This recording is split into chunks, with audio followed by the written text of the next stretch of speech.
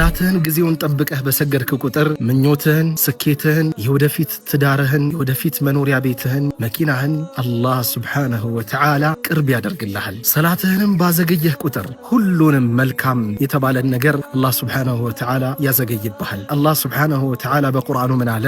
ወመን አዕረض ዐን ዚክሪ ከግሳጼም የዞረ ሰው ፈኢነ ለሁ መዒሸተን ضንካ ለእርሱ ጠባብ ኑሮ አለው።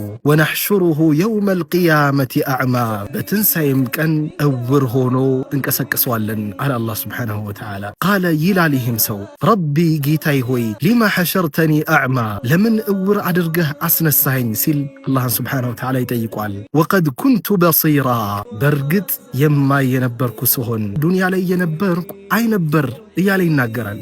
አላህም ስብሓነሁ ወተዓላ እንዲህ ሲል ይመልስለታል። ቃለ ከዛሊከ አተትከ አያቱና ቃለ ይላል አላህ ከዛሊከ አተትከ አያቱና ነገሩ እንደዚሁ ነው፣ ታምራታችን መጣችልህ። ፈነሲተሃ ተውካትም፣ ወከዛሊከ ልየውመ ቱንሳ እንዲሁም ዛሬ ትተዋለህ ይለዋል። ስለዚህ አኹየል ጋሊ አንተ በዚህ ዱንያ ላይ ለችግሮችህ፣ ለሐሳብህ፣ ለጭንቀትህ አላህ ስብሓነሁ ወተዓላ መፍትሄውን እጅህ ላይ አድርጎልሃል። ወደ ቀኝ ወደ ግራ ዞረህ ሌላ መፍትሄ አትፈልግ ያ አኺ። መፍትሄው ምንድነው? ሰላትን ጊዜውን ጠብቀ ስገድ። የምንሰግደውም ለአላህ ሱብሓነሁ ወተዓላ ውዴታ ብለን መስገድ አለብን። ከዛ በኋላ አላህ ሱብሓነሁ ወተዓላ የእኛም ፍላጎቶቻችንን ሊያሟላልን ቃል ገብቶልናል።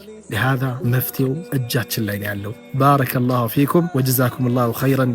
ወሰላሙ አለይኩም ወረሕመቱላሂ ወበረካቱሁ።